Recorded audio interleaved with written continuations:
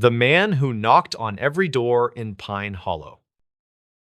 Neighbors in Pine Hollow reported a quiet man who moved methodically along Oak Ridge Drive after sunset and knocked once. Deputies logged several calls that week, yet no report identified the man by name or vehicle. The pattern ended abruptly on a rainy Thursday, and the gaps in the record began to matter. The first documented account came from Wasco County dispatch logs, which noted a single knuckle rap at 1912, followed by silence. A resident stated the man stood at the threshold, hands visible, head tilted slightly, and then stepped away. The resident described a canvas jacket without insignia, worn boots, and a square envelope held flat against his chest. Deputies were sent to canvass the street, and the man was reportedly gone before units arrived. The primary witness, Daniel Kerr, age 47, gravel truck driver, said he noticed the man returning 2 nights later near the closed marina. Daniel waited in his idling pickup, watched the man approach a darkened porch, and knock once without speaking. He saw no exchange through the glass, only a porch light flicking on and off, then the man moving to the next house. Daniel's statement was placed in the county file from 2009, and the handwriting appears tense and compact.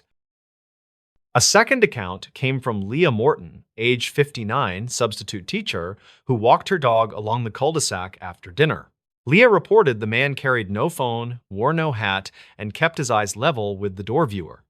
She noticed how he checked the upper corners of the frame as if counting staples, then folded the envelope tighter under his arm. Investigators never confirmed the envelope's contents, and records conflict on its color.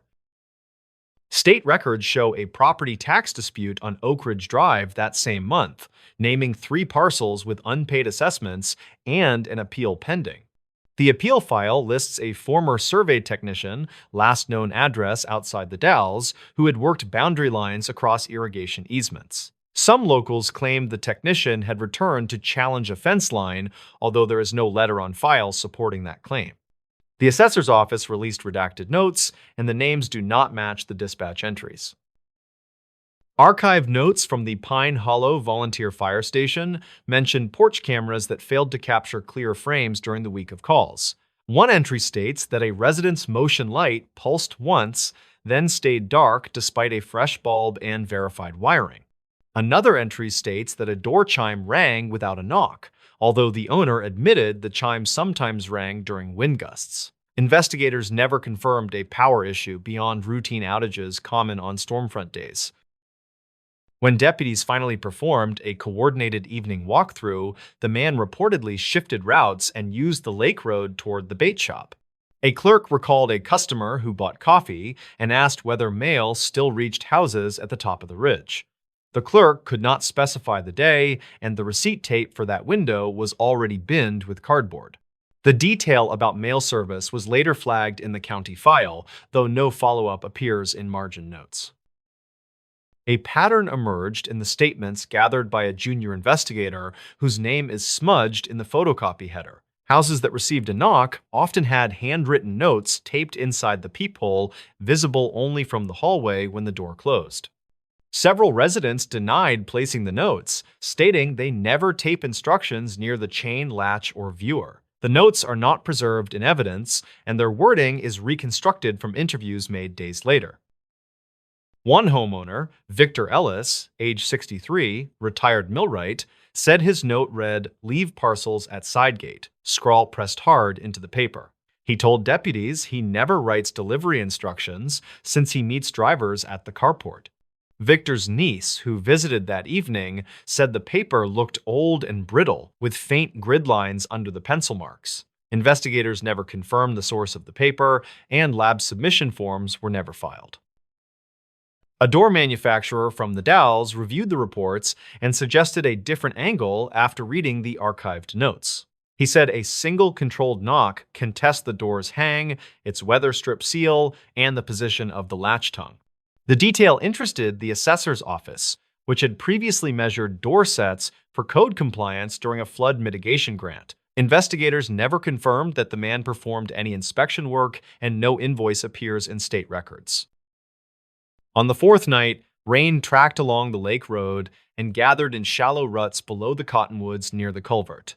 Tire marks branched toward the closed campground, though the gate chain hung straight and unbroken when the deputy checked. A bait bucket sat on the picnic table, lid clamped tight, no name written on the plastic rim. The deputy's body cam records a distant knock across the water, yet the timestamp shows a gap during the crucial minute. Leah said she later found a folded map inside her storm door, not sealed, edges damp, street grid drawn in felt tip lines. The map circles 3 houses on her block, including her own, and one small mark near the mailbox cluster. She turned the map over to the volunteer station, where it stayed on a corkboard under thumbtacks until the cleaning day. There is no scan of the map in the county file from 2009, and its chain of custody is uncertain. Some locals claimed the man used an old meter reader route and followed hydrant spacing to match lot boundaries along the ridge. Others said he was a process server who refused to speak in case a door camera captured the wrong introduction. A process server out of Portland denied any contract in Pine Hollow, although the business address had changed since the inquiry. The utility company provided a general statement about discontinued walking routes, and no roster shows the man's name. 2 weeks after the first call, a holiday light strand appeared across several porches on the upper bend near the empty lot. The strand was wired through existing hooks, as if measured in advance by someone who knew the spacing. Residents assumed a neighbor helped, then realized the plugs sat 2 inches short of every outlet by the same small margin. Investigators never confirmed who strung the lights, and the strand vanished before the next rain moved through. A ranger from Wasco County described seeing footprints that began at the culvert and ended cleanly at the asphalt, no gravel drag. He mentioned a habit common to inspectors who step carefully to avoid leaving debris on a finished surface. The remark was noted by the junior investigator, who annotated the margin with a short underline near the word habit. There is no supplemental report explaining why the underline mattered, and the review ended before winter. The final reported knock came on a Thursday when the lake wind shifted and carried wood smoke down from the ridge. Daniel said the man stood at the last dark porch and waited 20 seconds, then leaned forward as if listening. Daniel saw the envelope held flat again, edges softened by damp and a corner bending toward the man's thumb. When the porch light blinked, the man lowered his head, tapped the doorframe once, and left the envelope on the rail. The envelope recovered from the rail contained a single sheet with printed rows labeled parcel, line, and correction, followed by blanks. The sheet bore no letterhead, only smudged blueprint from an office printer that misfed often during cold mornings. The blanks suggest a form intended for later entries, not a message meant for the household at that address. Investigators never confirmed which parcels were under review, and the assessor's office closed its appeal log without amendment. Several residents reported silence after the Thursday route, and no further knocks reached dispatch for the rest of the month. Leah said the dog still paused at each stoop, nose close to the weather strip, as if catching a faint chemical tang. Daniel said the campground gate started to squeal with a high note even when nobody touched the chain. The notes on file mention these sensory details, and the phrasing avoids conclusions about what caused them. 2 summers later, a real estate flyer listed 3 homes on Oak Ridge Drive with corrected boundary descriptions in small print. The flyer's map aligns with the felt-tip circles Leah described, though the streets were redrawn after minor subdivision updates. A title officer said those corrections can follow old survey notes that never reached the public plat books at the time. Investigators never confirmed whether the man's envelope related to those adjustments, and the county file closes without resolution. By the time the volunteer station cleared its corkboard, the map was gone, and the thumbtacks left 2 pale sun marks. The bait shop clerk said the coffee buyer never returned, and the receipt boxes cycled into new weeks without any preserved slips. Neighbors still watch the ridge when the wind drops and the lake carries sound across the culvert in a clean line. The man reportedly knocked on every door in Pine Hollow, yet no record shows who he was or why he measured those thresholds. The stories. This tape from the lake wasn't meant for you. The box of tapes arrived with a smell like wet cardboard and cold metal, which fit the labels scrawled across the top.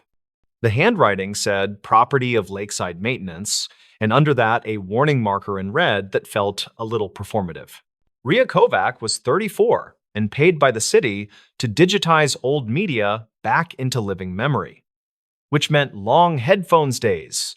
She sat in a windowless room behind the reference desk and fed cassettes into a deck that clicked with patient devotion.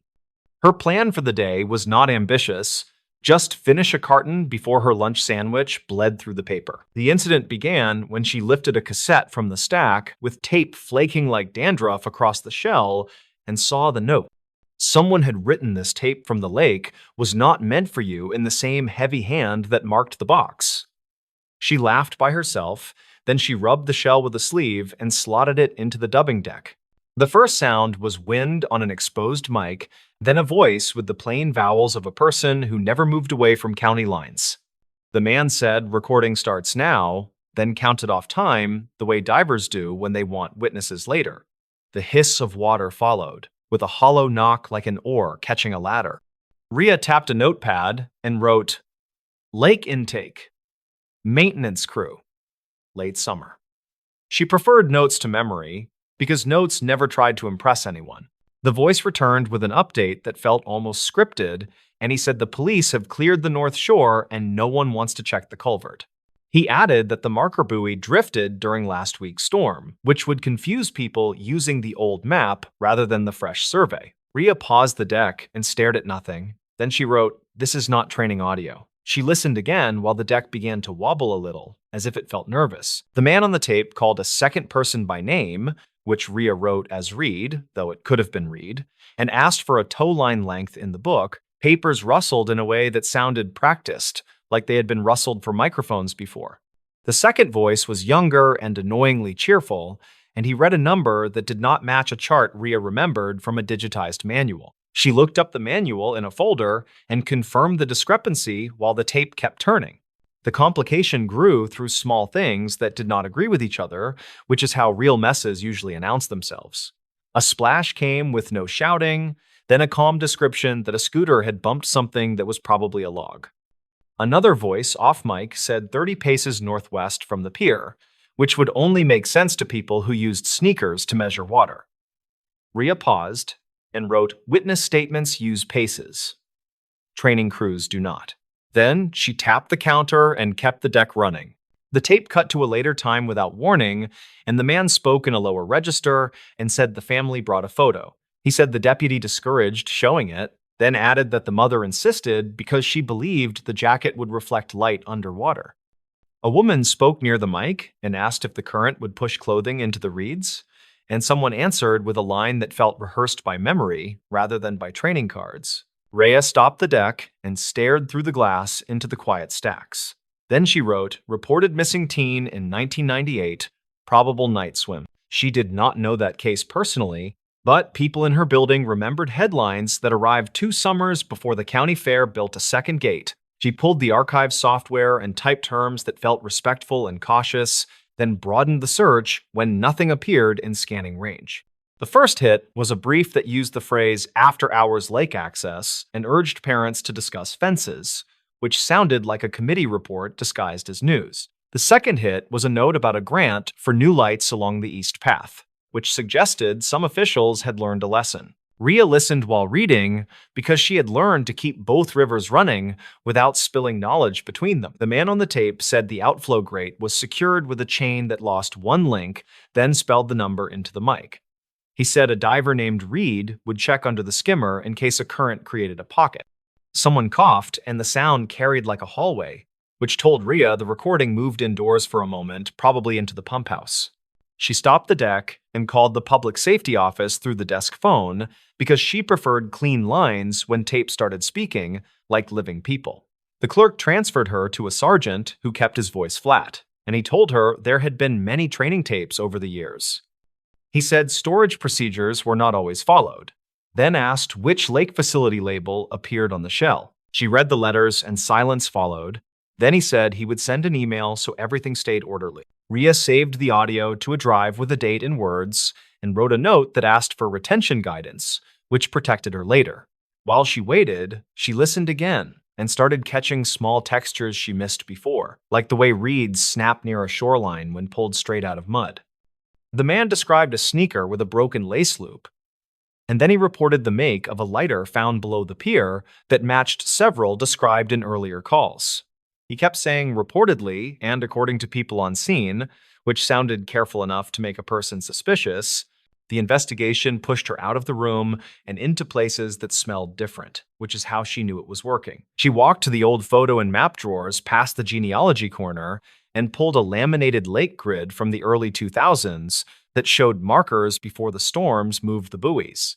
The North Shore marker had 3 possible placements depending on survey year, and the tape described a search pattern that matched the oldest one. She wrote that misplacement would pull a sweep away from the culvert by several yards during a clockwise pattern. Rhea checked the dispatch book that the clerk kept for walk-in requests, and she asked for the log around the week she guessed from the grant article. The book was clean where it mattered and messy where it did not, which is how real logs behave when they are used rather than polished.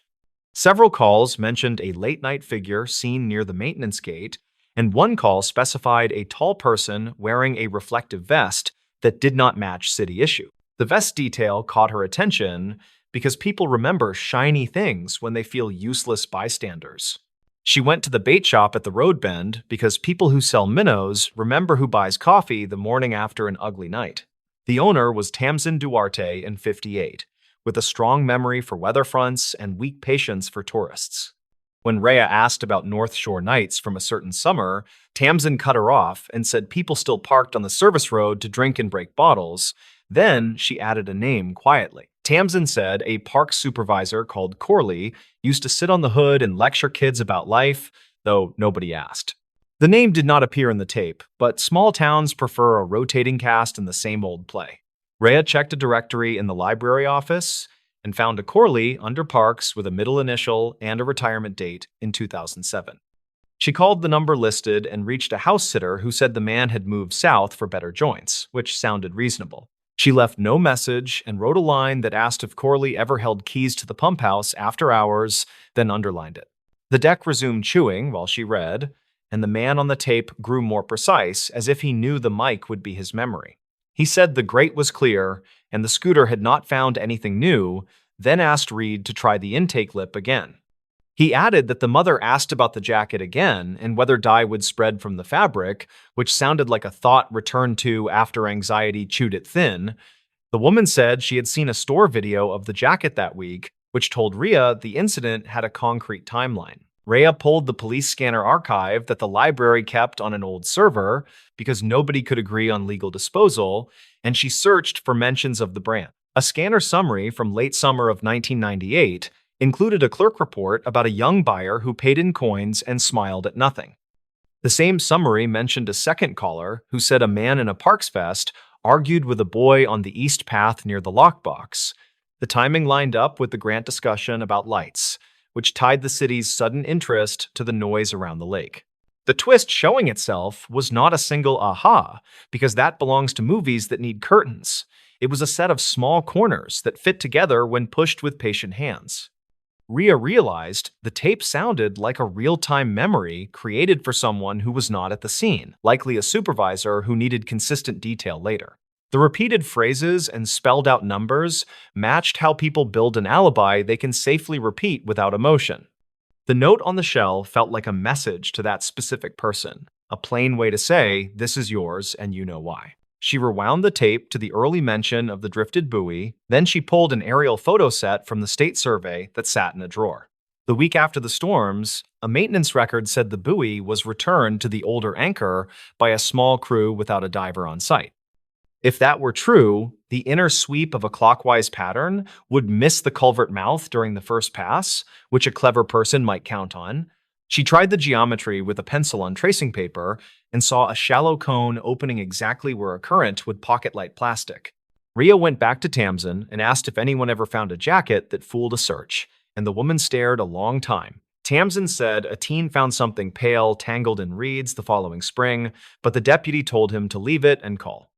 The item was gone when they returned, and the kids stopped talking about it after a meeting with a parks official in a corner booth. Tamsin said she did not like how the official smiled at the end.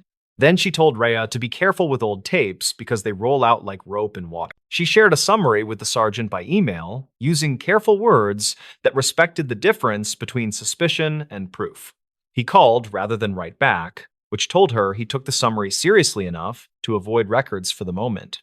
He said the department had a thin folder with a waterlogged scooter note and a few statements, and he had always believed the sweep pattern was sloppy more than sinister. Rhea said the tape sounded like planned narration for absent ears, and the sergeant stayed quiet long enough to make his thoughts obvious.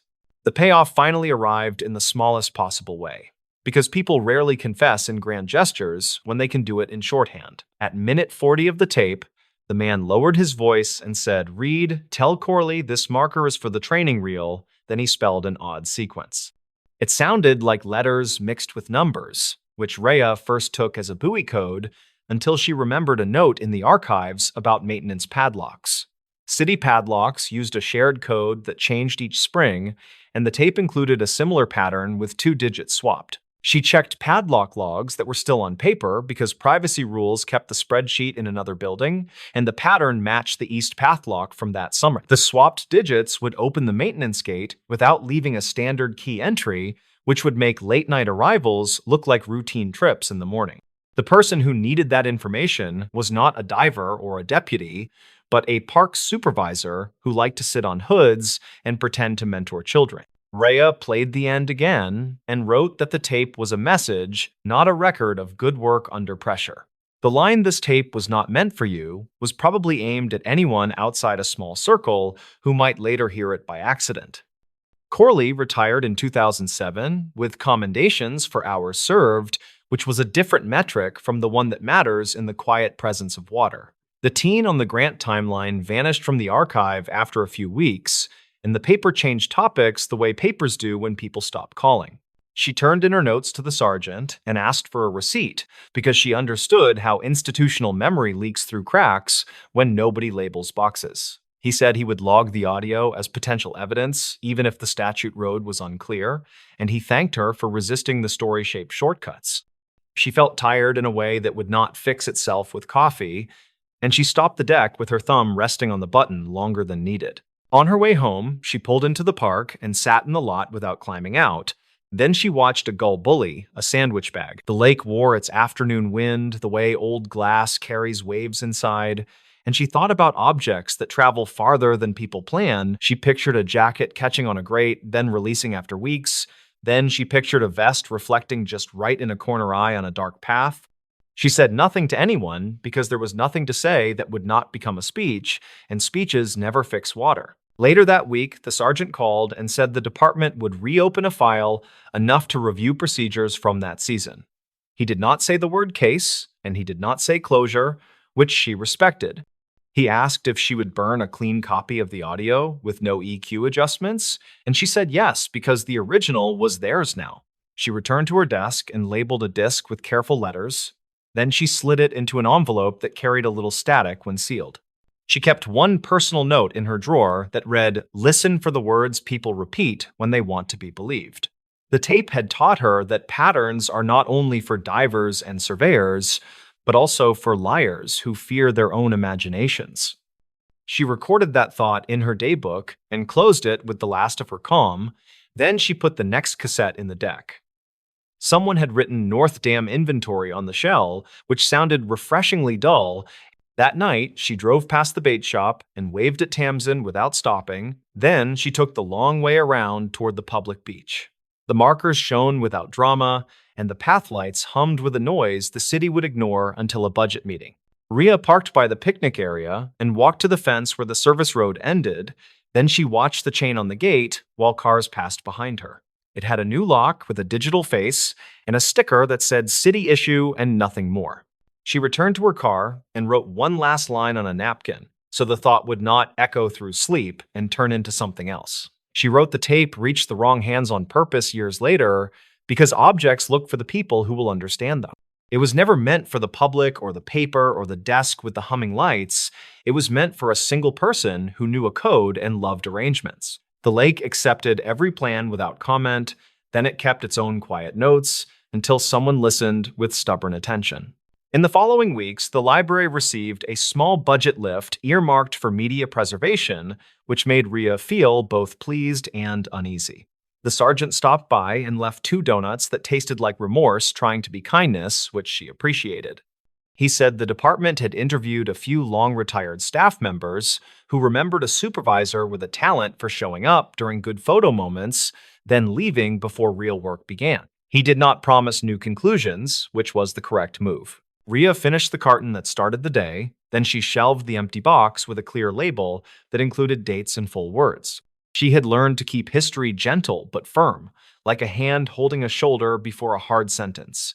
She believed the tape would survive now, whether as a footnote or an exhibit or a quiet lesson in training rooms. She believed the jacket probably never reflected enough light to matter, but it had helped a mother keep hold of a shape while others built their own. On a calm morning, weeks later, she sat by the lake with coffee and listened to the small mechanical whir inside her own recorder. She sometimes captured ambient sound to clean her ears between sad projects, and the gulls performed like they were paid in bread. A child laughed from the playground, and a dog shook water from its coat, and the fence creaked with the weight of a sleepy worker leaning to check a latch. Rhea lifted her mic, then lowered it, and decided this moment did not need a track and a label because not every memory belongs to the archive. She drove back to work and unlocked the quiet room. Then she placed the lake tape in a drawer that took 2 keys to open. The message had found an unintended reader, and the circle had widened by an inch, which was sometimes the only ethical way to widen circles. She wrote one careful note in the catalog that said voices describe a search using drifted markers and misremembered charts, reportedly to inform an absent supervisor. The Lost Logbook of Barrow Station. Residents of Utqiagvik in the North Slope Borough reportedly whispered about a missing logbook that surfaced one winter, a notebook tied to routine ice monitoring notes that hinted something unaccounted happened near sea ice ridges close to Point Barrow during 2019. The notebook belonged to Raymond Cole, age 59, a contracted field technician assigned to Barrow Station by a state research subcontractor living in town to document ice thickness changes and daily wildlife observations along the Chukchi Edge. Dispatch logs from the University Coordination Office showed routine check-ins until January 10th, then gaps appeared without supervisor explanation. Neighbors later said Cole kept predictable routines walking past Stevenson Street toward the shoreline each dusk, carrying measurement rods and a handheld radio for short-range alerts. Investigators noted Cole traveled alone most days, despite protocols requesting pairs in winter-field months due to wind chill hazards and unpredictable snow squalls. County File from 2009 referenced similar incidents of isolated technicians losing orientation after coastal gusts disrupted visibility, though no documented fatality occurred in that earlier case, and search teams responded quickly. State records confirmed Cole completed cold weather training in Anchorage, yet archive notes suggested he informally pushed hours to chase daylight windows several locals claimed were unsafe. The logbook pages described ice plates forming shallow ridges, movements subtle but present as temperatures dropped near -30. Cole wrote sentence after sentence, noting pressure cracks widening before midnight flare checks, and his wording grew more clinical, according to handwriting analysts. He marked polar bear prints near the western bluff on January 8th, then wrote that radio static increased during wind streaks.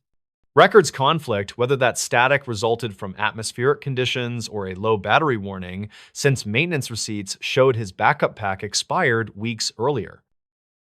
On January 10th, Cole wrote that distant lights shimmered near the flow line and faded before his second measurement, a detail some locals claimed matched fishing vessel activity, although no Coast Guard summary listed traffic that evening. The next line in the notebook reported a low groan under the ice far from town, an acoustic echo documented in NOAA baseline data during shifting tides. Cole's tone remained detached and observant, avoiding emotional descriptions and instead referencing archived seismic tables for small cracks.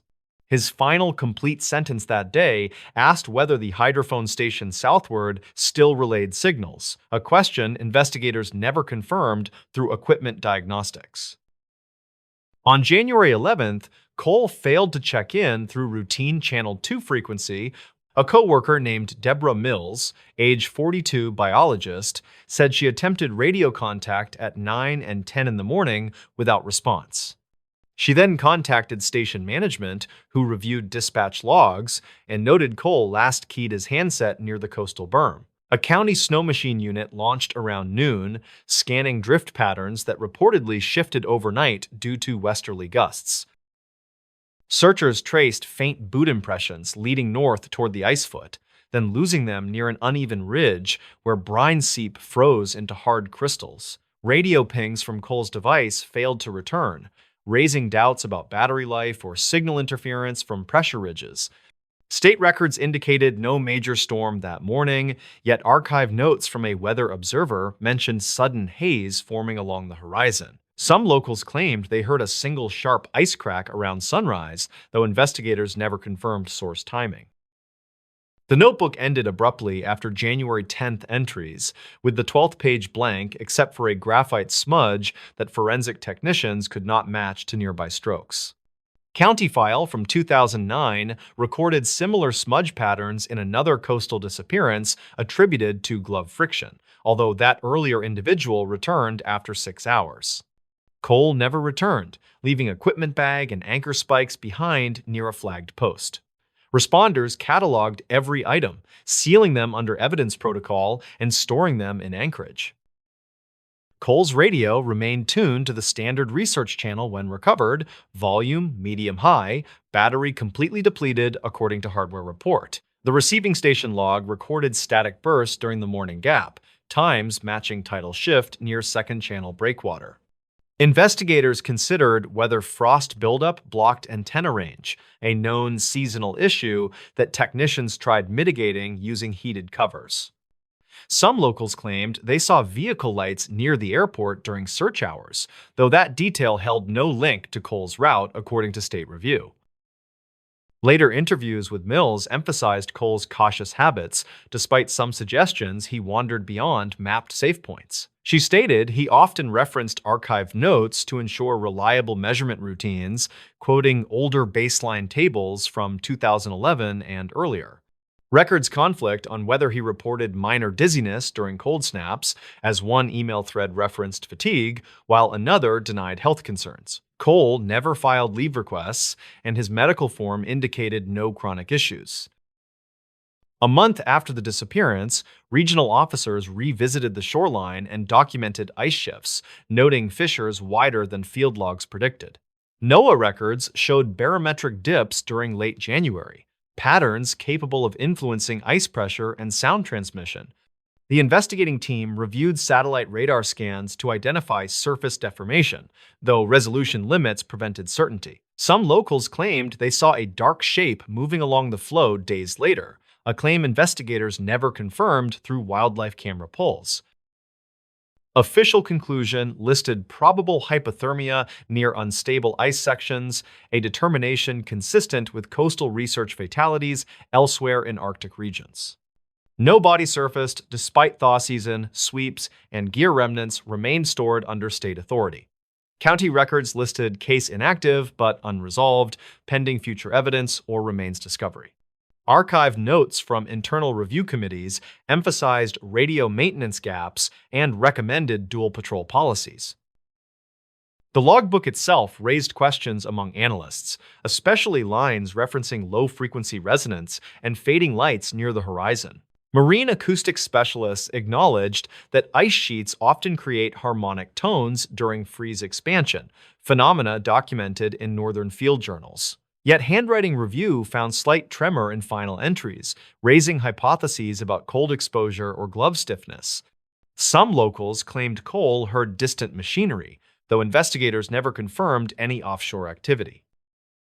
Through subsequent winters, technicians continued surveys near Barrow Station following updated safety protocols that required partner travel and beacon checks. Dispatch logs now documented hourly confirmations, reducing gaps present during Cole's final assignment period. State records noted no repeat disappearance in years since, though internal memos still cited Cole's case during seasonal briefings. Archived notes in training binders referenced his name beside cold weather guidelines, reinforcing adherence to check-in rules. In absence of confirmed remains or additional entries, the logbook stayed the primary record of his final hours. The writing remained steady until abrupt cessation, leaving investigators with ice pressure data and vague references to distant lights. Records conflict whether those lights came from distant research, craft, or atmospheric mirage, since winter inversions near Utqiagvik occasionally distort visibility. The notebook rested in a secure vault cited in state literature about Arctic risk management. Visitors to Tiagvik sometimes asked old residents about coal, and responses shifted between cautionary tone and plain factual retelling. Some locals claimed stray radio static persisted at the shoreline during certain winds, though communications reports never verified interference significance. The county file from 2009 noted public interest spikes during tourist seasons, yet official channels kept measured language. Cole's name remained printed in field rosters and advisory bulletins, his logbook a reminder of precise observation amid uncertain ice fields. Stories like this sit between datasheets and winter ground truth, where radio checks meet drifting snow and pressure ridges reset landscapes overnight. Cole's measured notes followed standard scientific phrasing, his attention fixed on ice patterns and environmental shifts. Reportedly, a small memorial marker sits near the research building, foyer listing his service dates and assignment record. The case stayed open in memory and procedure rather than active search, grounded in documented logs and unanswered observations. The town that locked its gates at sunset. Residents of Graybridge in Skagit County, Washington, described a routine that rarely drew attention until the winter of 2019. Every evening, near civil twilight, the municipal swing gates at the north and south arterials were rolled shut and locked. The practice dated back to a flood mitigation plan that repurposed surplus highway barricades as neighborhood barriers. People accepted the ritual as ordinary, and few questioned who kept the keys or why the schedule never shifted. When an unexpected series of incidents clustered around closing time, the pattern became the story itself. The first documented night belonged to Everett Lang, 58, Public Works Maintenance Supervisor, on call to verify generator levels. He drove the service pickup along the riverfront approach while watching barometer readings fall and the wind stir powdered snow. According to dispatch logs, he radioed that the western gate lamp flickered despite a recent bulb change. He parked beside the frame at 4:21 p.m., marked the hinge plate with chalk, and indicated he would return a socket set. State records show his time card ended at 4:29 p.m., though the truck remained on site until after dark. In interviews recorded later, several drivers said the gate looked closed before sunset, which was unusual given the posted schedule. A school bus turned early, leaving 2 students to walk the long frontage path in rising wind. The bus contractor filed an incident note, and the county file from 2009 was cited to explain alternate routes. That file referenced water on roadway conditions during king tides, not early closures or padlock changes. Investigators never confirmed why the chain was moved one slot tighter on that particular evening. 2 nights afterward brought a second account from Mara Jensen, 33, substitute teacher, visiting a friend in town after a late shift. She reported the southern gate partially open at 4:47 p.m., with the reflective panel rocking slightly and then stilling as if held.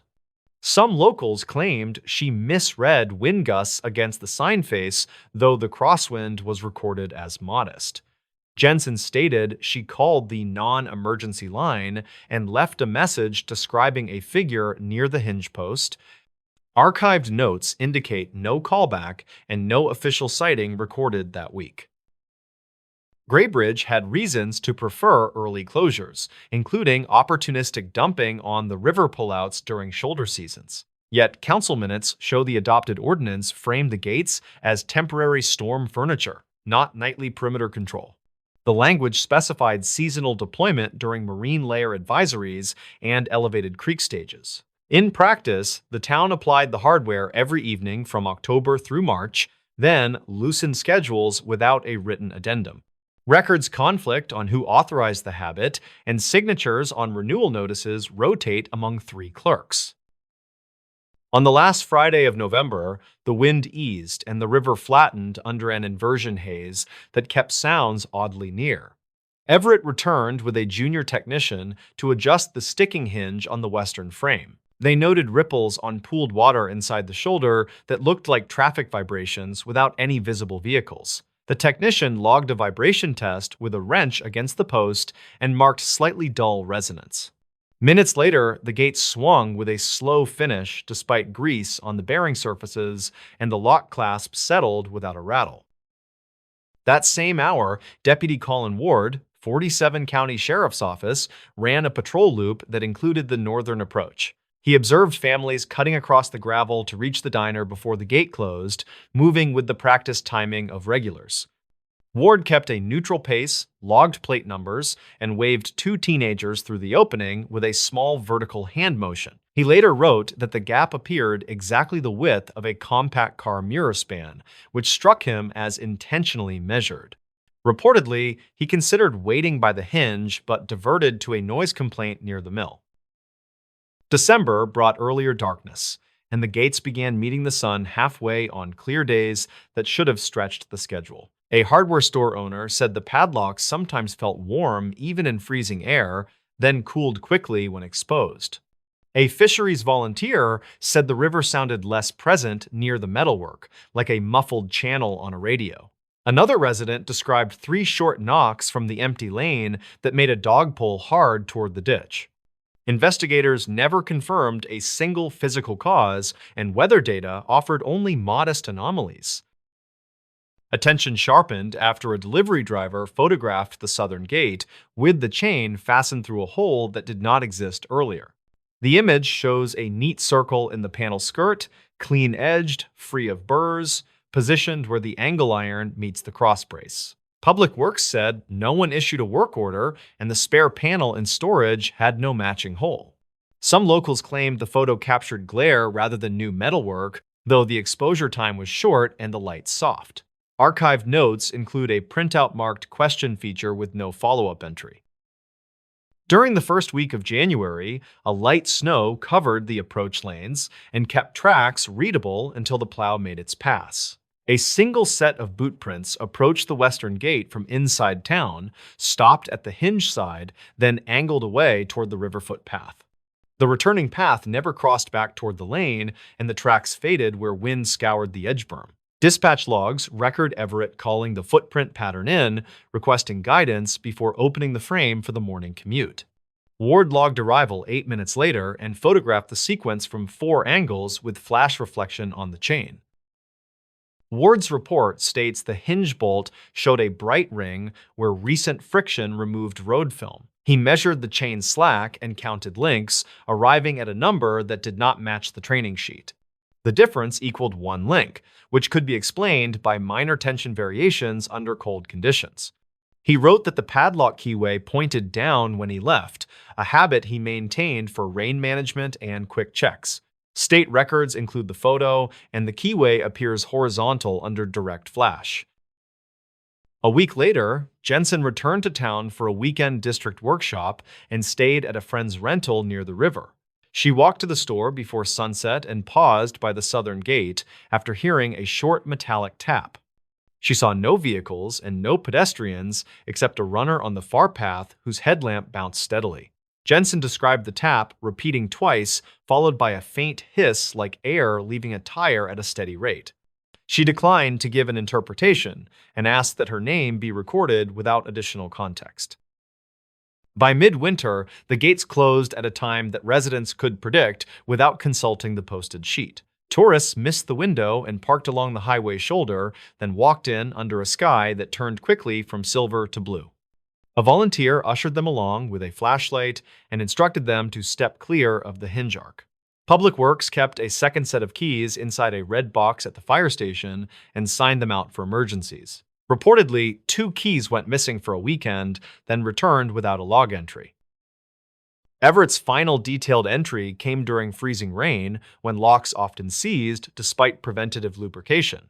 He noted a ticking sound from the shackle area that reminded him of thermal snap in roof tin. He warmed the lock body with a portable heater and watched the built-up moisture steam away in a thin ribbon. The ticking continued for 30 seconds and then stopped without the usual follow-on rattle. He closed the gate and left the heater running while he checked the opposite frame under a flat gray sky. The following afternoon, a contractor found a child's mitten lodged between the latch plate and the panel rib at the northern gate. No missing child report existed, and the school confirmed perfect attendance for the relevant classes. Some locals claimed the mitten blew from a passing stroller and bounced into the gap during a brief gust. The knit fabric was dry despite earlier drizzle, which the contractor wrote felt inconsistent with the time on his delivery receipt. Archive notes show the item was placed in a lost property bag and never claimed. Ward conducted a simple experiment with a digital recorder, a tape measure, and a bag of sand to dampen vibrations. He placed the recorder near the hinge and opened the gate to the width used during the dinner rush. He listened to playback and heard 3 faint taps spaced evenly, each followed by a very low tone near the noise floor. He repeated the test on the southern gate and captured 2 taps and no tone. Dispatch logs note that he filed the recordings under equipment anomalies without linking them to any active case. A regional inspector visited after a minor collision, bent a reflector bracket, and sent a cyclist to urgent care. The inspector stated the frames met standard, the locks were common issue, and the postings looked adequate for winter conditions. He recommended painting the chain with high contrast bands so drivers could judge closure state at a glance. The town followed the advice and logged the paint purchase under safety materials, second quarter. Records conflict on whether the painter applied a primer coat that might have altered chain stiffness under cold temperatures. In late February, snowmelt filled the culverts, and residents described a hollow roar under the approaches at odd intervals. The gates continued closing near sunset, neither early nor late, as if synced to a clock hidden somewhere in the routine. A visiting journalist asked who owned that clock and received 3 different answers, including a vague reference to legacy timers. Public Works denied any timer beyond the wall calendar pinned above the parts shelf. Some locals claimed an older control box once existed, but no one produced a serial plate or a retired schematic. On the last documented evening before the spring schedule eased, Jensen walked with Everett along the river path after a school event. They discussed ordinary matters and kept their hands in their jackets while the temperature settled close to freezing. At the western gate, they heard a small clink like a coin touching metal without falling. Everett lifted the chain 1 link and set it down, and the sound did not repeat. He checked the latch face and saw a faint crescent in the dust, then wiped it clean with a sleeve. When daylight extended past commuting hours, the gates were rolled open and nested against their posts, and the town breathed differently. No ordinance changed, and no notice was printed, and the habit slipped away as quietly as it began. A few residents kept notes about the winter schedule, including times, weather, and small irregularities that never shaped into conclusions.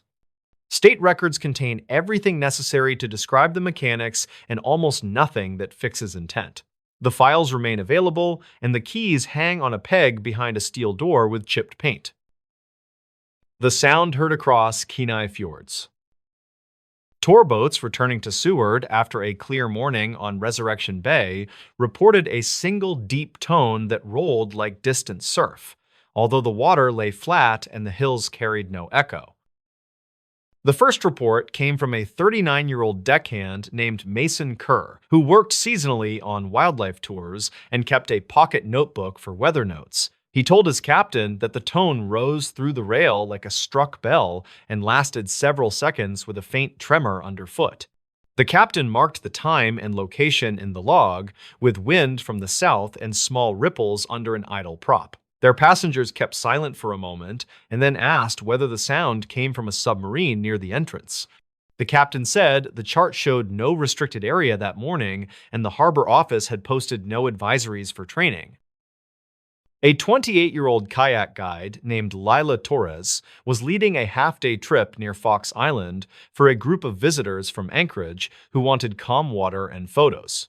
She later wrote that the tone arrived like pressure on the chest and the kayaks shivered in a tight cluster before the water went still again. She radioed a brief notice on Channel 16 and used the working channel to ask if any tour vessel was running a new horn. Two operators answered that their horns had not sounded and that their engines were near idle with whale watching underway. Her clients asked whether glaciers made music, and she said calving usually cracked or thundered rather than hummed.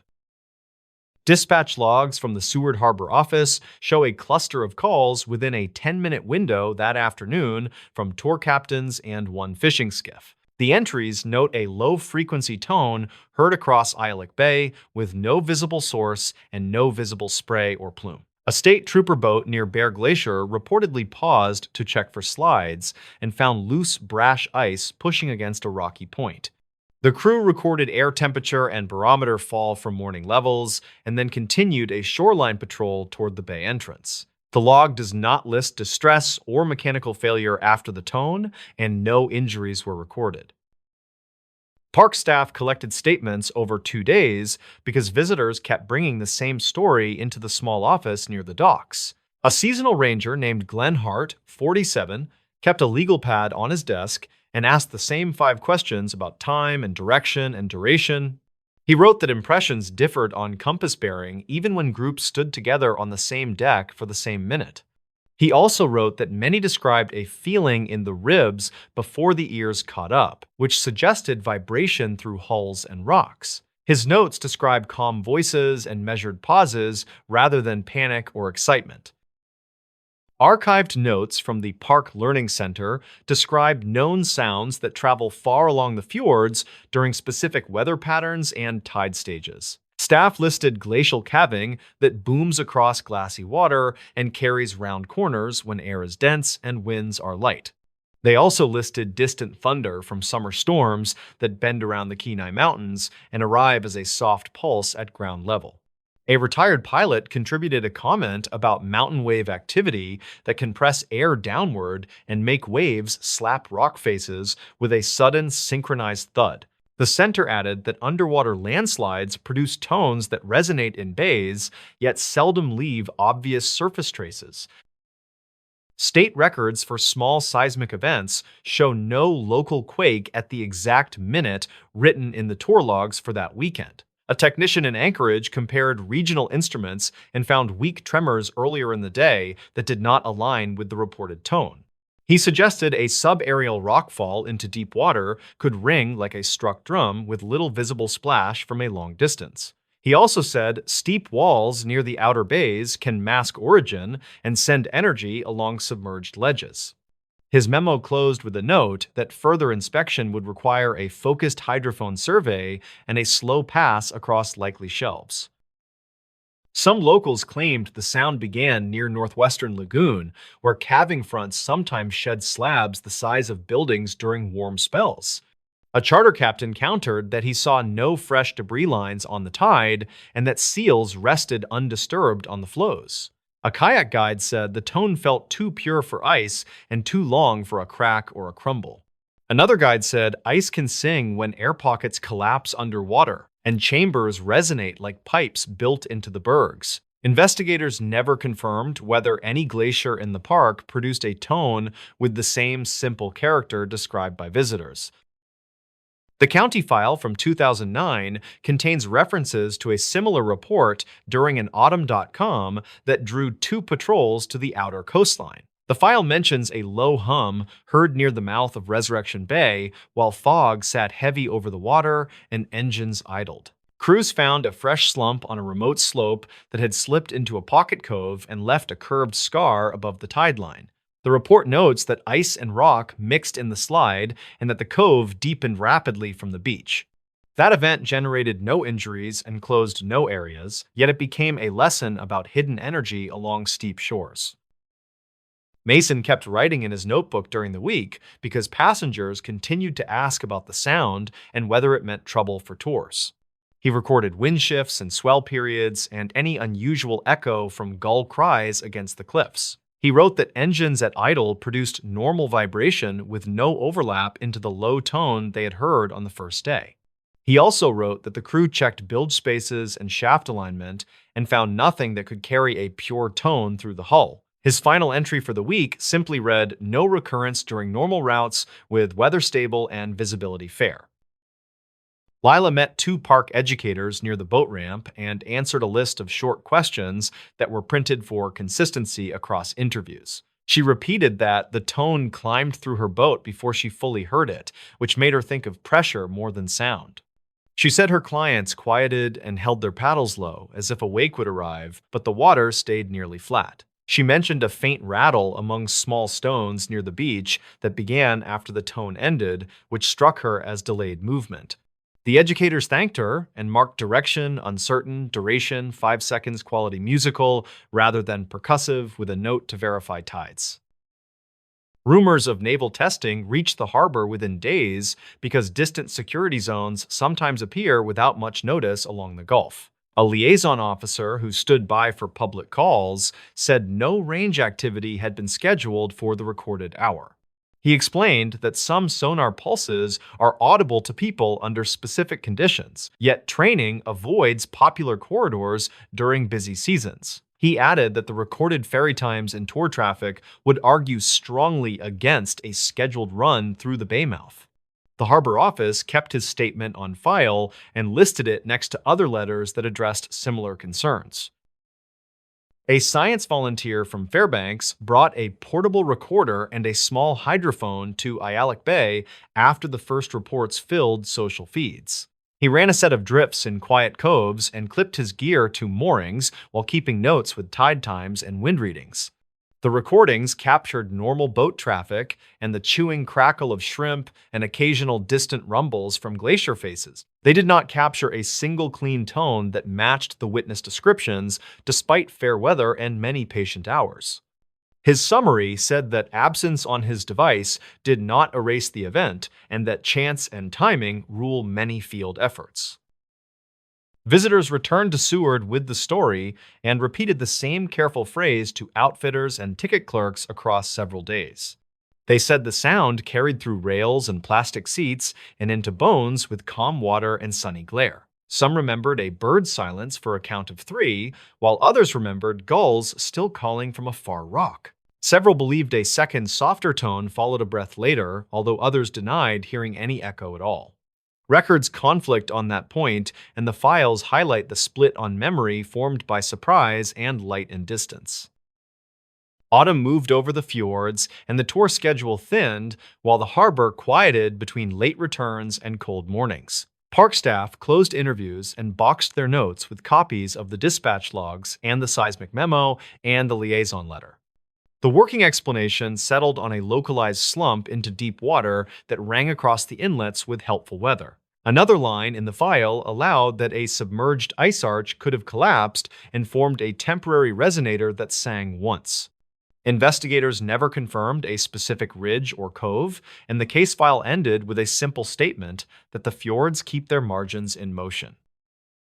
Mason left town before snow and promised to check recordings during the winter if any passengers sent clips by email. Lila kept guiding for 2 more weeks and said the water grew heavy with early swell that pressed against the islands. She told friends that the tone joined her list of things that happen once and bend the world without leaving a clean footprint. She added that clear days carry strange gifts when sound can travel for miles along rock and air and glassy water. She planned to return in spring because the routes were steady and the coves kept teaching quiet lessons to patient crews. The stories. This highway turnout kept a missing trucker's toll receipt. The turnout sits between scrub pines and a wind-blown ditch, and it held a toll receipt longer than anyone realized. The receipt came from a night when a driver stopped for 6 quiet minutes, then disappeared beyond the concrete barriers. Dorian Hale worked highway maintenance for the county, age 37, and he took pride in simple, measurable things. His Thursday assignment was routine line checks, with a side errand to clear debris from an overflow grate near the eastbound turnout. The morning felt ordinary as he idled the orange pickup, sipped gas station coffee, and clipped a laminated checklist to his clipboard. He pulled on gloves, set cones, then walked the shoulder counting reflective posts, and he hummed a tune he could not place. At the turnout, he knelt by the grated culvert, where stray plastic and crushed cans made a soggy stripe against rusted mesh. A folded paper showed only a blue stripe and a timestamp smudged by rain. The paper was stiff, thin, and heat-printed, the kind used at toll plazas that still handed cash change. He eased it open with a screwdriver tip, read a plaza name he recognized, and traced a time almost exactly 2 years back. The fare matched a commercial axle count, and a faint pen mark read Brandt in shaky block letters. Dorian knew the surname because his father still kept a clipped article about a driver named Silas Brandt. The story said a veteran hauler left a warehouse near midnight, then failed to deliver a load of drywall and never returned calls. Investigators canvassed truck stops, pulled camera footage, and searched an exit ramp pond where a guardrail once stood bent.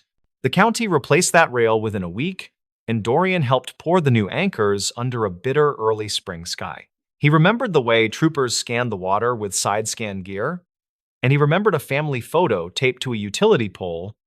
The picture showed a smiling man with deep crow feet lines, wearing a ball cap shaped by years of Sunday. He set the receipt on the warm truck hood, and he felt a nervous pull he did not want to ignore. He radioed dispatch for a non-emergency inquiry, explained he found what looked like a toll slip, and requested guidance from the patrol office. The operator took his badge number, logged the time, and said an investigator would call once she could review the old case file. The call came after lunch from an investigator named Fenna Ortiz, who spoke carefully but asked direct questions. She confirmed the surname matched the missing driver, and she asked Dorian to secure the paper in a clean envelope. She told him to keep working as usual because she needed to check archived calls and bridge camera timestamps before driving out. He locked the receipt in a plastic map pouch, finished the great work, then walked the turnout with a slower, sharper eye. The asphalt showed faint striations where heavy rigs often idled, and a single bolt head gleamed bright against dull gravel. A cracked mirror shard lay half buried near the weeds, reflecting a tuft of cloud that moved like something alive. He logged the shard as debris, snapped a photo with a timestamp, and saved it among his maintenance images from earlier weeks. The images, he realized, showed the same corner of concrete week after week, and the corner looked slightly cleaner today. That thought returned him to the culvert, where the receipt had been wedged behind a lip most drivers never noticed. The patrol cruiser pulled up near too, and Investigator Ortiz stepped out carrying a clipboard and a small camera. She was mid-40s, concise, and she asked for the sequence from his arrival to the moment he opened the folded paper. He described the gloves, the screwdriver tip, the awkward angle at the grate, and the exact place where the paper caught. She photographed the culvert, the hood of his truck, and his gloves, then placed the receipt in a fresh evidence sleeve. She asked whether he had heard of any scavengers or roadside sellers who might pick through turnouts in quiet hours. He shook his head and mentioned night fishermen at the quarry road and a retired lineman who walked his dog near dawn. Ortiz had already checked dispatch logs from the night Silas vanished, and those logs showed 2 calls near that turnout. One came from a motorist reporting a stalled box truck on the shoulder, which cleared itself before a trooper arrived. The second came from a bridge camera technician, noting a brief outage around 2:12, which was dismissed as routine. She asked permission to pull Dorian's maintenance photos, the ones covering every week around the 2-year mark. He agreed without hesitation and forwarded the entire folder, even the blurry shots he usually deleted at the office.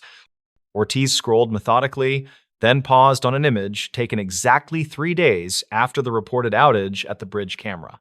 The photo showed the same culvert, same weed line, and a crumpled label half hidden under wet pine needles. Ortiz zoomed until the pixels blurred, then noted a fragment that looked like the corner of a toll slip. She compared that week to the next, where the culvert looked cleaner, then to the next, where more wind-blown trash filled the grid again.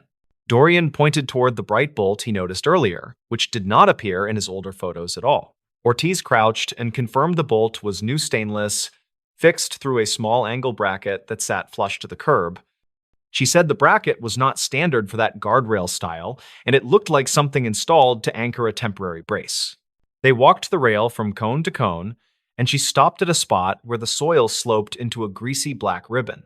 The smell suggested old brake dust and gear oil, and the vegetation showed a flattened path that looked more deliberate than random. She made a note to have a canine unit sweep the embankment later, and she radioed for a drone with a thermal camera. Across the turnout, a small convenience store faced the service road, and a metal bell chimed when the door opened. The clerk on duty was a woman named Karen Duplessis, age 29, who brewed coffee and stocked shelves during quiet afternoons. She said plenty of trucks idled at that turnout, but she remembered a white day cab sitting without a trailer once. Karen produced a spiral notebook where she kept odd notes to settle change disputes and lottery recollections. On a page dated 2 years back, she wrote, "Night truck, no trailer, short man, hat, hands shaking, paid in cash for cigarettes." She told them the man left a toll receipt on the counter by accident, then grabbed it quickly and stuffed it into his jacket. Ortiz photographed the notebook and asked about timing, and Karen said she wrote the note after midnight while the bell still echoed. She admitted she might be off by 20 minutes, but she remembered the man said something that felt like a warning. He said the word toll like it mattered. Then he asked if anyone was working late at the bridge control shed. The bridge control shed sat above the river, spanned 3 miles east, where cameras watched traffic and signboards scrolled travel times. Ortiz called a former technician named Orville Pacheco, age 62, who kept his own notes in a faded green ledger. He said he logged an unexpected visit that same night. When a man in a reflective vest asked for camera reset access, Orville said the visitor showed a badge sleeve without a badge, which made him cautious, and he refused to grant access. He called the after-hours line to report a vendor mismatch, and the line recorded his message with the time he spoke.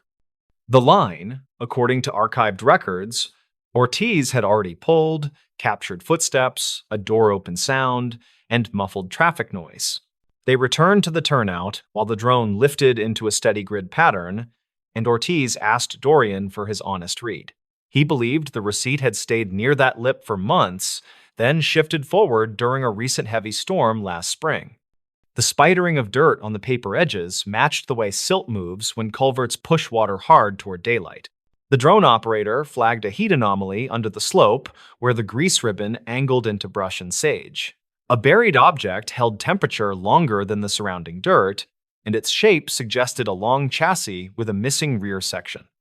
Dorian stared at the screen while Ortiz arranged a small excavation crew and a wrecker with a winch and safety chains. The bucket peeled turf like old cloth, revealing crumpled metal painted white and a scraped cereal plate near a crushed step. The cab had separated from a frame that showed clean-cut ends, not torn ends, and Dorian felt his stomach tighten hard.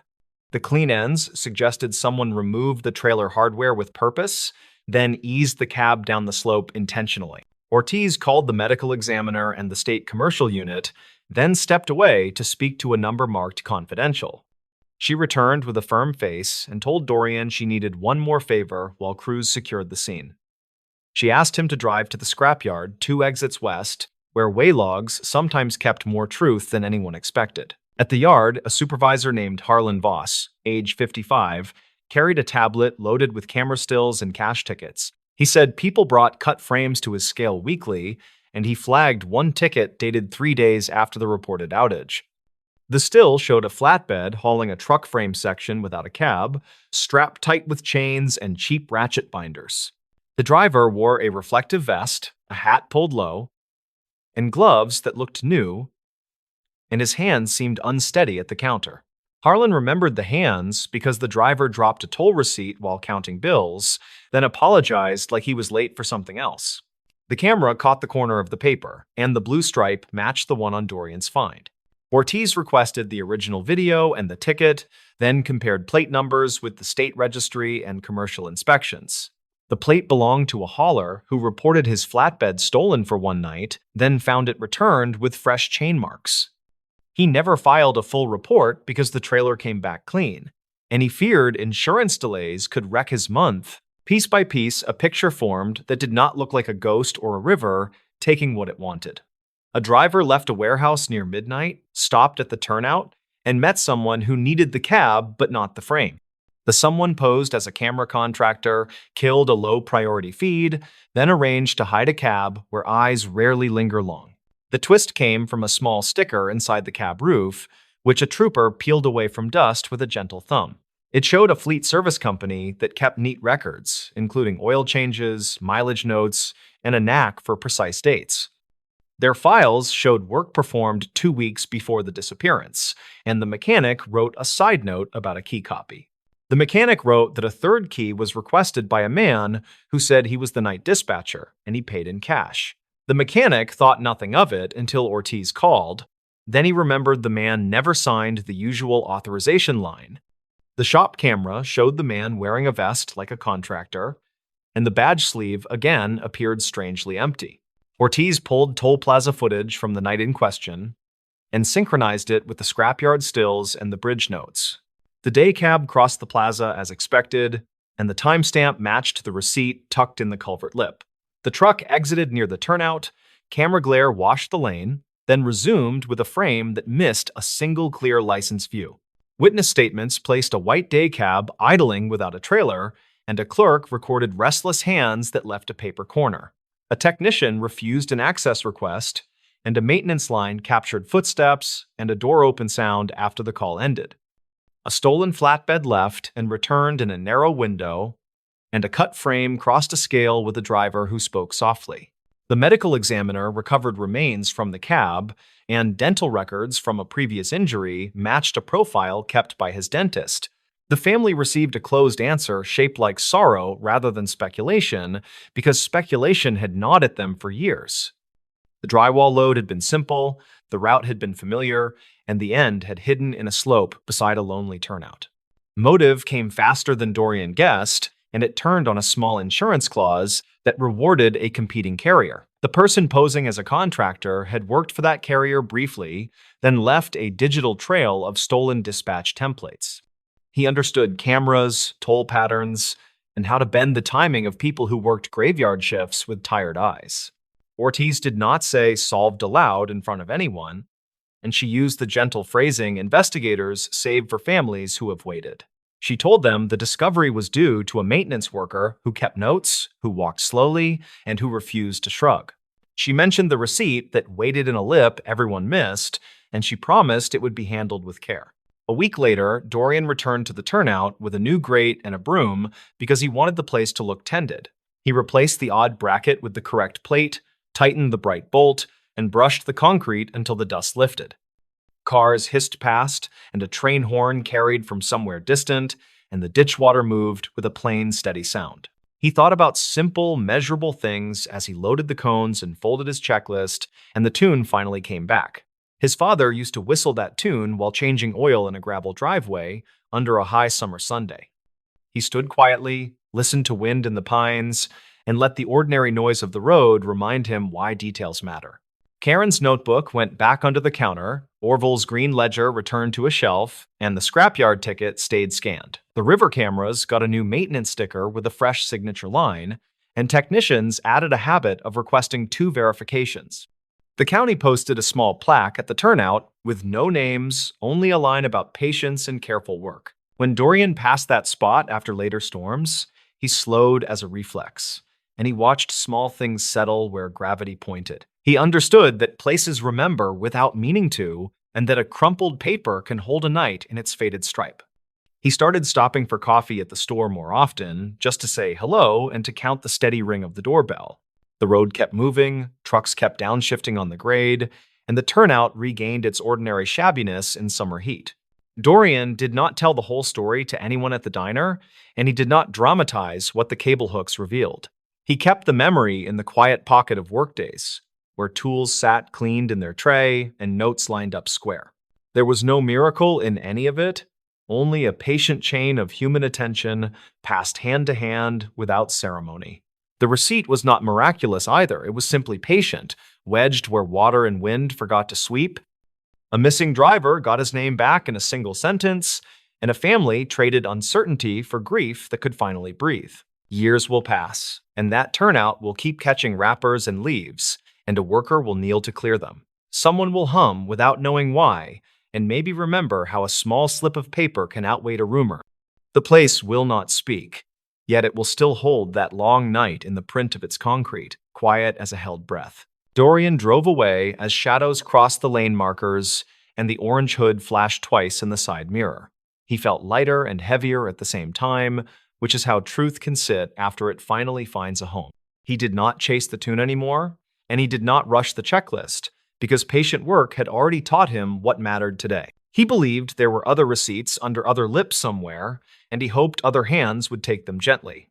He kept his camera roll tidy, his gloves clean, and his pencil sharp enough to write down what needed remembering. The turnout stayed ordinary when he left, but the ordinary held a story now, and that felt exactly right.